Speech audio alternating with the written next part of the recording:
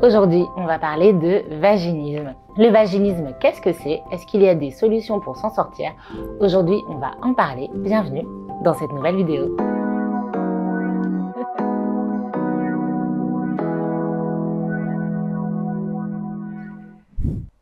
Mais avant de commencer, je me présente, je m'appelle Charline, je suis sage-femme et je donne sur les réseaux sociaux de l'information ludique et accessible sur la grossesse et la gynécologie. Le vaginisme, qu'est-ce que c'est? Le vaginisme, la définition, c'est une contraction réflexe, donc involontaire, des muscles du plancher pelvien, empêchant toute pénétration vaginale. Il existe différents types de vaginisme, du vaginisme primaire ou du vaginisme secondaire.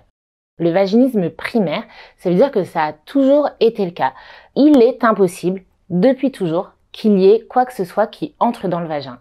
Donc ça peut être un pénis, comme ça peut être un tampon, comme ça peut être un doigt, un spéculum. Voilà, c'est impossible depuis toujours. D'autres personnes souffrent d'un vaginisme secondaire, donc c'est la même chose, mais à un moment donné, ça a été possible, puis ça n'a plus été possible. C'est arrivé dans un second temps. Et enfin, il existe une autre sous-catégorie, c'est total ou partiel. Un vaginisme total, c'est-à-dire que absolument rien ne peut entrer, que ce soit de manière primaire ou de manière secondaire, rien ne peut entrer dans le vagin. Partiel, ça veut dire que certaines choses ou... non, attendez, je reformule. Ça veut dire que certaines choses ou à certains moments, certaines choses peuvent entrer. Par exemple, un vaginisme partiel, ça peut être un tampon, c'est possible, un spéculum, c'est pas possible. Ou ça peut être 50% des rapports, j'arrive à avoir une pénétration avec un pénis, et 50% du temps, ce n'est pas possible, mais vraiment c'est en dehors de ma volonté. J'ai très envie de la même manière, mais la porte est fermée. Quelles sont les causes du vaginisme? Alors, ce qu'on entend beaucoup, c'est que c'est dû à un traumatisme. Oui, les traumatismes, pour la plupart sexuels, ça peut entraîner du vaginisme, mais c'est pas la seule raison. Par exemple, moi, la plupart de mes patientes n'ont pas vécu d'agression sexuelle, que ce soit dans le cadre, j'allais dire personnel, ou dans le cadre médical, car malheureusement, ça arrive, des actes médicaux qui se passent mal, qui peuvent être traumatisants. Eh bien, la majorité des patientes que je suis qui souffrent de vaginisme ne sont pas dans ces cas de figure. Ce que je veux dire par là, c'est qu'il n'y a pas forcément une cause excessivement grave qui génère du vaginisme. D'ailleurs, peut-être que vous ne connaissez pas la cause et peut-être que vous avez un soupçon, une idée d'un moment qui a pu déclencher ou qui vous reste en tête. Et si vous soupçonnez quelque chose, eh bien, vous avez souvent raison. Mais parfois, on n'arrive pas à trouver la cause. Tout simplement parce que parfois le vaginisme peut reposer sur notre éducation, sur des phrases qu'on a entendues depuis toujours et finalement qu'on banalise et qu'on ne voit pas comme des causes et qui ne le sont pas pour certaines personnes, mais qui peuvent l'être pour d'autres. Par exemple, le sexe c'est sale, le sexe c'est mal. Je suis en train de me dire qu'avec tous les mots que j'emploie dans cette vidéo, YouTube va me censurer. Donc s'il te plaît YouTube, comprends que je fais de l'éducation information. Je ne sais pas si je devais mettre des mots pour en dire d'autres, mais je me dis qu'après vous n'allez rien comprendre, donc on verra si elle est censurée ou pas cette vidéo, et en fonction, peut-être que, bref, je trouverai un moyen de dire des mots pour ce que ça n'est pas. Donc, je suis désolée, je déteste ne pas employer les vrais mots parce que je trouve que ça contribue au tabou, mais bon, on va appeler ça la chose. La chose, c'est sale, la chose, c'est mal, ou la première fois ça fait forcément mal, ou c'est normal que ça fasse mal en général, ou c'est pas pour les filles respectables. Voilà, toutes ces choses-là, que ce soit de manière consciente ou inconsciente, en fait, ça peut clairement refroidir. Pour certaines personnes, ça ne va pas impacter leur vie intime, et pour d'autres, consciemment ou inconsciemment, c'est possible que le corps se dise « Non mais attendez, vous me dites que c'est normal que ça fasse mal à chaque fois, pourquoi j'irai ?» Donc forcément, quand c'est le moment, je me referme.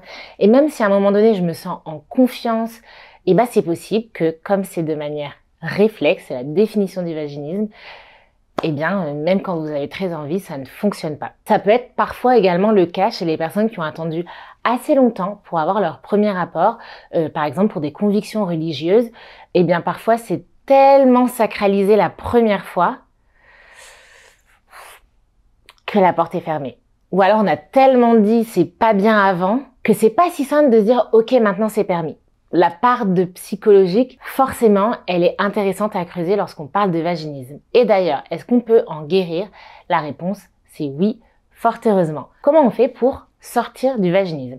Eh ben, il y a des personnes qui vont essayer par elles-mêmes de lever ces verrous. C'est pas forcément la méthode ni la plus rapide ni la plus efficace, mais c'est quand même intéressant de se poser la question parce que de toute façon, même quand vous êtes accompagné par un professionnel de santé, la majorité du boulot, il est fait par vous. Donc c'est jamais perdu d'essayer de se dire qu'est-ce que je peux tenter par moi-même. Ça peut être oser regarder sa vulve, son entrejambe, pour ne pas être censuré, oser prendre un miroir, oser toucher, et là je vous parle sans aucun caractère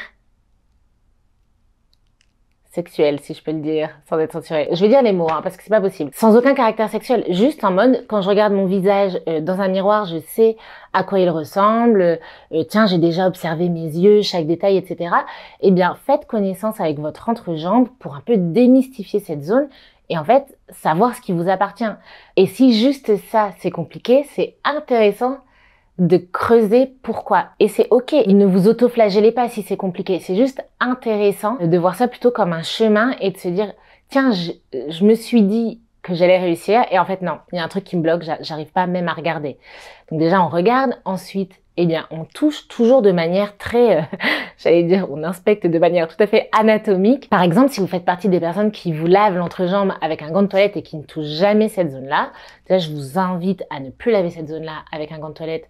Vous allez diminuer le risque des déséquilibres de la flore, les mycoses, les vaginoses, etc. Donc faites-le plutôt à la main. Bien évidemment que l'entrejambe n'est pas comme n'importe quelle partie du corps parce que c'est votre intimité, n'empêche que c'est la vôtre, c'est votre intimité à vous. Donc de vous à vous, quand vous prenez votre douche, vous avez le droit de laver cette zone et de la toucher.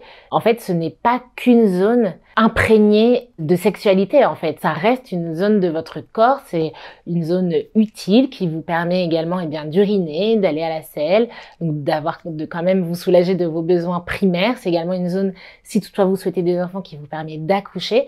Donc ce n'est pas que une zone associée à la sexualité. Et parfois de démystifier un peu ça peut faire du bien et permettre de prendre du recul. Également, il y a des personnes qui vont se dire, ok, je vais essayer un jour la lumière tamisée, etc., prendre du lubrifiant et essayer d'insérer, par exemple, mon petit doigt et voir si j'y arrive. Je respire tranquillement. Et puis, le doigt ensuite qui est un petit peu plus gros. Et ensuite, le suivant. Et il y a des personnes qui, petit à petit, arrivent à cheminer. Et franchement, chapeau, parce que c'est pas simple du tout, je trouve, d'y arriver par soi-même. Donc, bravo à vous. Et en tout cas, même si vous avez tenté et que vous n'y arrivez pas complètement seul, c'est une étape, je trouve, tellement importante de juste avoir fait ce que je viens de vous dire que vraiment juste chapeau. Ensuite, eh bien, vous pouvez être accompagné par un professionnel de santé. Donc, quels sont les professionnels de santé qui peuvent vous aiguiller? Toutes les personnes qui font du suivi gynécologique, donc vous pouvez en parler à votre médecin généraliste, à votre gynéco, à votre sage-femme.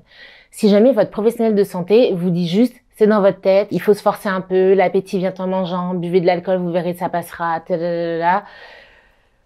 Allez demander conseil à quelqu'un d'autre.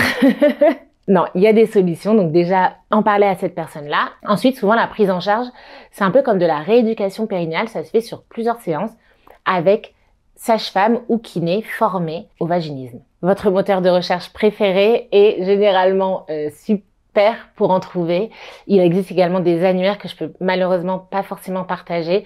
Mais voilà, n'hésitez pas à taper annuaire vaginisme, soignant vaginisme, ma ville. Voilà, et vous trouverez sûrement. La prise en charge du vaginisme, c'est également parfois pluridisciplinaire. C'est-à-dire que juste l'accompagnement sage-femme kiné ne suffit pas toujours. D'ailleurs, parfois, c'est même pas lui qui va être utile, mais plutôt un accompagnement par un ou une psychologue / sexologue. En tout cas, quelqu'un qui est formé dans l'accompagnement, on va dire, psychologique de ce qui se passe entre vos jambes. Comme je l'ai dit, il peut y avoir un blocage conscient ou inconscient et donc en discuter avec un professionnel de la santé mentale, ça peut forcément vous aider à débloquer des choses, à les comprendre et à les débloquer. Il y a également d'autres professionnels qui sont formés face à du vaginisme, comme par exemple les ostéopathes. Pour rappel, j'avais fait une vidéo pour parler des douleurs pendant les rapports avec mon amie Camille. Je vous la remets juste ici, toutefois vous voulez la regarder à la fin de cette vidéo. Si jamais vous avez d'autres questions sur le vaginisme, n'hésitez pas à les poser en commentaire. Je me ferai un plaisir d'y répondre soit en commentaire, soit dans une prochaine vidéo. J'allais vous dire, n'hésitez pas à partager cette vidéo à vos proches si vous savez qu'il ou elle souffre de vaginisme mais les personnes n'en parlent généralement pas. Pour soutenir cette vidéo et pour qu'elle soit vue par le plus grand nombre, n'hésitez pas à la liker pour que l'algorithme la pousse un petit peu. Merci encore pour votre soutien, pour votre écoute. Si ce n'est pas encore fait, vous pouvez vous abonner pour ne pas louper les prochaines vidéos.